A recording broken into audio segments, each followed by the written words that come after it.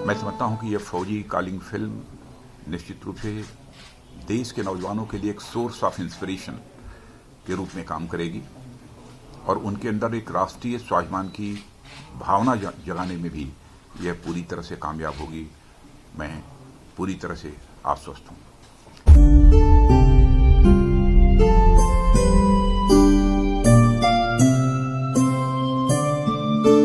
एक फौजी ने क्या खूब कहा है, एक फौजी ने क्या खूब कहा है, किसी गजरे की खुशबू को महकता छोड़ आया हूं, किसी गजरे की खुशबू को महकता छोड़ आया हूं, मेरी नन्ही सी चिड़िया को चहकता छोड़ आया हूं, किसी गजरे की खुशबू को महकता छोड़ आया हूं, मेरी नन्ही सी चिड़िया को चहकता छोड़ आया हूं, मुझे छाती से तू अपनी लगा लेना ऐ मेरी भारत मां, मुझे छाती से तू अपनी लगा लेना ऐ मेरी भारत मां, मैं अपनी माँ की बाहों को तरसता छोड़ आया हूं, मैं अपनी माँ की बाहों को तरसता छोड़ आया हूं। दोस्तों नमस्कार, मैं हूं आपका अपना दोस्त अभिषेक गुप्ता और आप देख रहे हैं आपका अपना चैनल महादेव इंडिया।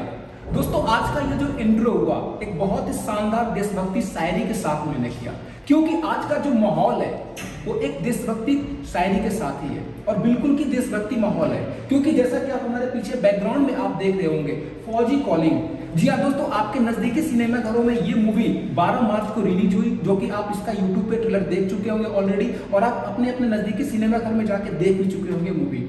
आज इस मूवी में एक डॉक्टर का किरदार निभाने वाले सर माननीय श्री अनिल चौहान जी और इस मूवी को प्रोड्यूस करने वाले श्री विष्णु शंकर उपाध्याय जी आज इतने बड़े सुपरस्टार आज हमारे साथ बीच में मौजूद हैं। तो आज हम इनसे जानने की कोशिश करेंगे, इस मूवी के बारे में हम इनसे बात करेंगे, इस मूवी की स्टोरी के बारे में बात करेंगे, इनकी स्ट्रगलिंग पीरियड के बारे में, इनकी आने वाली फ्यूचर प्लानिंग क्या है, इस सारा कुछ हम जानने की कोशिश करेंगे। तो आज का ये वीडियो बड़ा ही बेहतरीन होने वाला है, समय बर्बाद नहीं करते हैं। सर आप दोनों का बहुत बहुत स्वागत है महादेव इंडिया यूट्यूब चैनल के इस मंच पे। Thank you sir. सबसे पहले अनिल सर आपसे मैं स्टार्टिंग करना चाहूंगा आपकी जर्नी के बारे में। आप नोएडा के बहुत ही होटल इंडस्ट्री के बहुत ही जाने माने व्यापारी हैं, बिजनेसमैन है। नोएडा से सीधे बॉलीवुड, सपनों की नगरी मुंबई तक पहुंचना और बॉलीवुड में आपने एंट्री की, इसके बारे में मैं जानना चाहता हूं सर, किस तरीके से आपकी यहाँ पे इस मूवी में एंट्री हुई? ये एक बड़ी ही रोमांचक कहानी है मेरे लिए, जो कि बहुत बड़ी है। मैं कुछ शब्दों में बयां कर दूंगा इसे। जी जी। मैं होटल के काम से ही किसी होटल में गया हुआ था, तो वहाँ मेरी मुलाकात किन्हीं शख्स से हुई जिनका मैं जिक्र तो अभी यहाँ नहीं कर सकता। जी जी। तो उन्होंने मुझे बोला कि आप लगते हो और थोड़ा सा मतलब एक्टर टाइप दिखते हो। मैंने बोला भाई हो सकता है, तो उन्होंने कुछ चीज़ें मुझे बताई कि एक बार आप ट्राई करिए और ऐसे करके उन्होंने बोला। देन नॉर्मल सी बातचीत हुई और एक दिन वो नॉर्मल जैसे चेकआउट होता है होटल का, हम चले गए वहाँ से। जी जी। फिर कुछ टाइम बाद एक फ़ोन आया मेरे पास कि आप अनिल चौहान जी बोल रहे हैं। मैंने बोला हाँ बोल रहा हूँ। तो बोला कि एक जो है हमारी फिल्म का ऑडिशन है, आप आइए और यहाँ पर ऑडिशन दिया। मैं गया वहाँ पर, मैंने ऑडिशन दिया और चला आया। ठीक शायद 1 महीने के बाद मेरे पास एक कॉल आया कि आप सिलेक्ट हुए हैं और फिल्म में डॉक्टर का किरदार कर रहे हैं। सुन के मैं तो गदगद हो गया, मतलब पूरा नहीं समझ रहा था कि एक सपना था कि कभी एक्टिंग करने का मौका मिले। जी जी। और फिर गया और काफ़ी इंजॉय किया।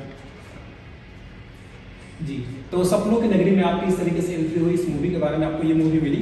सर आपसे मैं जानना चाहता हूँ सर, इस मूवी के बारे में एक यहाँ पे है कि गणतंत्र दिवस के पूर्व संध्या पर ये मूवी देश के राजनाथ सिंह जो कि रक्षा मंत्री है इस वक्त में, माननीय श्री राजनाथ सिंह जी, उन्होंने इस मूवी की ट्रेलर को लॉन्च किया था 25 जनवरी को। सर इसका संयोग कैसे बना और देश के रक्षा मंत्री ने इस मूवी को आखिर इसके पीछे क्या उनकी मंशा रही होगी और उनका आपका ये संयोग किस तरीके से बना, ये जानना चाहता हूँ। एक्चुअली वो जो आप सवाल कर रहे हैं तो देश के रक्षा मंत्री हैं। जी जी। तो इसीलिए ये संयोग बना है कि हमने फिल्म उन फौजियों पर ही बनाई थी। जी। और वो रक्षा मंत्री, तो हमारे लिए बड़ी सौभाग्य की बात है कि हमने उनको अपनी फिल्म दिखाई और उनको पसंद आया। जी। और ये महत्वपूर्ण बात थी कि 25 जनवरी की पूर्व संध्या, 26 जनवरी की पूर्व संध्या यानी 25 जनवरी को उन्होंने वो हम सबको बुलाए, मिले और उसका ट्रेलर लॉन्च किया ऑफिशियली। वो उनकी मंशा ये थी कि ये फौजी के परिवार की कहानी, ये कहानी सिर्फ किसी फौजी के शौर्य की कहानी नहीं है जो बॉर्डर पे लड़ता है, ये उसके साथ साथ एक फौजी के परिवार के धैर्य की कहानी है कि वो परिवार कितना धैर्य रखता है जो अपना बेटा बॉर्डर पे भेजता है जहाँ गोलियों की बौछार चल रही है, तो गोली वहाँ चलती है, दिल यहाँ धड़कता है। तो इस सेना के धैर्य की कहानी है और यही देखकर माननीय रक्षा मंत्री जी राजनाथ सिंह जी को ये पसंद आया और इसलिए ही उन्होंने हमें अपना समर्थन दिया और ट्रेलर लॉन्च किया। जी सर, अगला सवाल मैं आपसे ये करना चाहूँगा, जैसा कि आपकी ये पहली मूवी है, बॉलीवुड जैसे बड़े मूवी इंडस्ट्री में आपने वर्क किया, आपको एक फीलिंग कैसा है, आपको क्या एक्सपीरियंस मिला, कैसा रहा आपकी ये जर्नी, इस मूवी के बारे में आप कुछ बताना चाहेंगे? मूवी में काम करना बहुत ही बेहतरीन, बहुत ही अच्छा और मेरे लिए तो एक लाइफ का अचीवमेंट है ये कि मैं इतनी बड़ी फिल्म में काम करके आया और काफ़ी इन्जॉय किया मैंने वहाँ पर। इतने बड़े बड़े कलाकार वहाँ थे जैसे शर्मन जोशी, विदिता बाग, जरीना बाजी, तो एक अलग ही एक्सपीरियंस मिला उन लोगों के साथ काम करके। जी, मैं आपको बता नहीं सकता, मतलब 3 शब्दों में बयां करूँ जी तो मैं इतना खुश और इतना बता नहीं सकता मैं आपको, मैंने कितना कुछ सीखा उन लोगों के साथ और कितना कुछ मतलब मैंने वहाँ पर बता नहीं सकता। जी, ओके सर, मैं आपकी फीलिंग को समझ सकता हूँ सर। सर, अगला सवाल मैं आपसे ये पूछना चाहूँगा, फौजी कॉलिंग, इस मूवी के आप को प्रोड्यूसर हैं, इस मूवी को बनाने के पीछे आपकी मंशा क्या है और इसकी बनाने की स्टोरी आपको क्या है और इसकी प्रेरणा कहाँ से मिला सर, ख्याल आखिर में कहाँ से आया? सबसे पहले मैं एक बात बता दूं कि हम प्रोड्यूसर हैं, हमारे साथ अनिल चौहान जी हैं। जी, इन्होंने फिल्म में अभिनय किया है, लेकिन हमारी और इनकी मुलाकात सेट पर। अच्छा, ये संयोग है, इस वक्त हम लोग साथ इसलिए बैठे हैं कि आपने हमें संपर्क किया। हम ही दोनों हैं इस फिल्म से जो कि नोएडा में रहते हैं। जी, बाकी उसकी सारी टीम मुंबई की है। अब मैं आपके सवाल का जवाब देता हूँ जी कि ये पिछले कुछ एक सालों में जिस तरीके से हमारे बॉर्डर्स पे, वो चाहे चाइना बॉर्डर हो या पाकिस्तान बॉर्डर हो, जिस तरीके से एक हलचल है, एक तनाव की स्थिति है और आए दिन गोलीबारी और कई बार दुर्भाग्यवश हमारे जांबाज जवान शहीद होते हैं, तो ये खबरें लगातार टीवी पर, न्यूज़ पर आती रहती हैं, ये आम बात है। तो क्या होता है कि मैं अखबारों में हम लोग ये देखते थे कि कोई जवान शहीद हो गए, सम्मान तो उनको पूरा मिलता है, लेकिन उनका परिवार जो होता है उसकी ज़िंदगी रातों रात बदल जाती है, क्योंकि वो सिर्फ जवान नहीं होते, फौजी नहीं होते, उनका एक भरा पूरा परिवार होता है, माँ होती है, बेटी होती है, पिता होते हैं, पत्नी होती है, वो सब कुछ छूट जाता है। तो इनकी ज़िंदगी बदल जाती है, जो चले गए वो तो चले गए, लेकिन इनकी ज़िंदगी रातों रात बदल जाती है।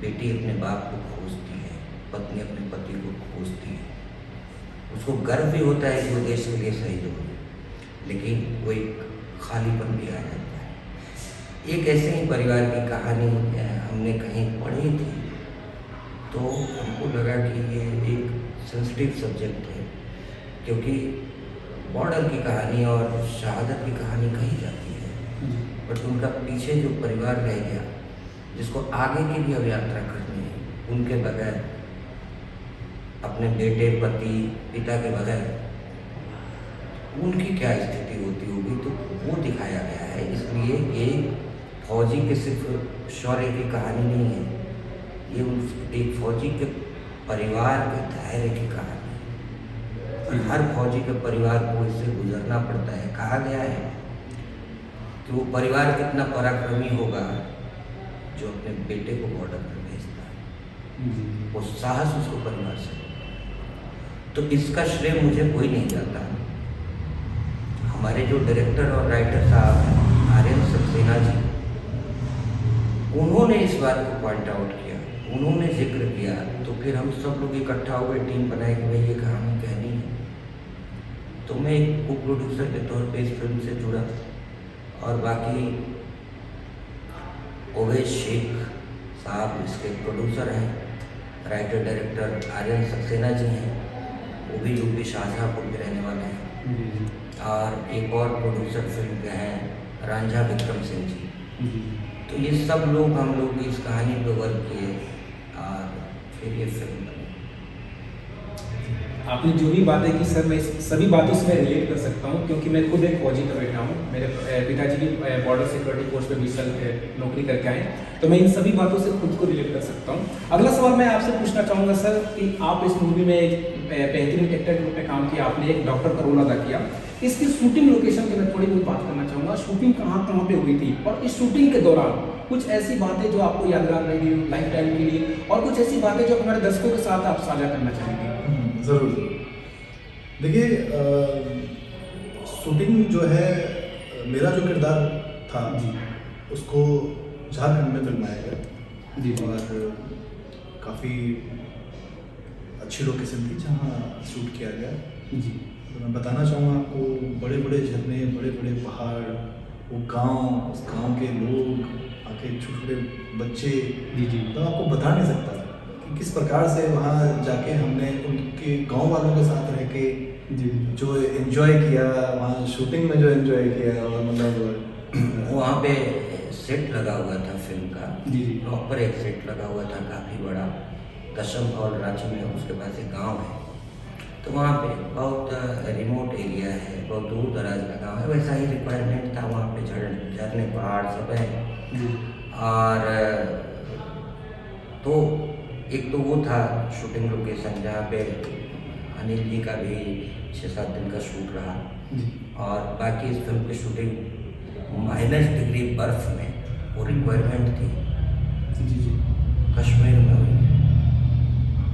और ये अपने आप में मतलब कि फिल्म का सीखने को मिला। 15-20% जो हिस्सा है, जी, जी, वो जब बर्फबारी हो रही थी -डिग्री का, जी, तो हम लोगों ने वहाँ पे कश्मीर में की। जी, उसके बाद झारखंड और फिर मुंबई, तो 3 जगह इसकी शूटिंग हुई थी। जी, जी, बाकी उसी में एक दिन किसी ने ये शरारत करने के लिए ये शोर मचा दिया कि भाई नक्सलियों ने हमला कर दिया है जी, जी, और आप लोग बंधक बना लिए जाएंगे, क्योंकि वो शायद उस गांव को कोई बदनाम करना चाह रहा था। हम लोग बाहर के लोग थे, हमें घबराहट हुई, लेकिन हम लोगों ने संयम रखा, और ऐसा कुछ भी नहीं था। लेकिन वो 2 घंटे बहुत तनाव में बीते, जी, जी, और बहुत अच्छे गाँव बने, बहुत अच्छे लोग। हमारा ऐसा कोई जो झारखंड के बारे में क्या, जो झारखंड जो के बारे सोच थी या जिस प्रकार से लोग यही नवीन कर खूबसूरती है सर, यही तो हमारे हिंदुस्तान की खूबसूरती है। चाहे आप साउथ में चले जाए, नॉर्थ में चले जाए, ईस्ट वेस्ट कहीं भी चले जाए, हमारे हिंदुस्तान भले अलग अलग धर्म हो, अलग अलग जातियाँ हो, अलग अलग भाषाएं हो, लेकिन फिर भी एक अपना तिरंगा के नीचे सब एक तरीके से जुड़े हुए हैं। अंत में जाते जाते सर मैं आपसे पूछना चाहूँगा, जो भी इस वीडियो को देख रहे हैं महादेव इंडिया यूट्यूब चैनल के माध्यम से, उनको आपको संदेश देना चाहेंगे। हालांकि पैट्रियट मूवी है, देशभक्ति मूवी है, देशभक्ति के रिलेटेड या कोई भी आपको संदेश देना चाहेंगे हमारे दर्शकों को? चौहान साहब, आप बताएं, आप एक्टर हैं, आपकी बात तो ज़्यादा सुनेंगे। देखिए, संदेश तो मैं सिर्फ इतना देना चाहूँगा जी, कि हमारे देश के हर नौजवान को आगे बढ़ के आना चाहिए, जी, और भारत माता का जो एक जुनून फौजियों के अंदर देखते हैं भारत माता के प्रति, जी, हर नौजवान में होना चाहिए। और हमारे देश के लिए जो फौजियों की एक मतलब जो इमेज है, जी, और जिस प्रकार से वो जिस मेहनत और लगन से हमारे लिए, हमारे देश की रक्षा के लिए बॉर्डर पे डटे रहते हैं, जी, उसी प्रकार से बाकी देशवासियों को भी उनका साथ देना चाहिए। इस फिल्म में एक गाना है जो अपने आप में संदेश है जी, कि हम मर गए मर गए मर गए, हम अपने वतन पर मर गए, ना घर गए ना घर गए, वापस ना अपने घर गए। उस गाने में आगे ये गुजारिश की गई है कि हम तो चले गए, बस हो सके तो इतना ख्याल रखना, जिसका भाव ये है कि मतलब हमारे पीछे हम जो छोड़ के जा रहे हैं, जी, अगर उनकी खबर ले सको तो लेते रहना। ये संदेश है। दूसरी बात कि देशभक्ति का संदेश देने की चीज़ नहीं होती। हम जिस मिट्टी में जन्म लेते हैं, हम पलते बढ़ते हैं, जिस मिट्टी का खाते हैं, जहाँ का हवा पानी आबो हवा से हमें सब कुछ मिलता है, तो वो तो होना ही चाहिए। उसमें कहने की जरूरत नहीं है कि देशभक्ति की भावना होनी चाहिए। वो तो है, क्योंकि वो है तो हम हैं, हमारा मुल्क है तो हम हैं।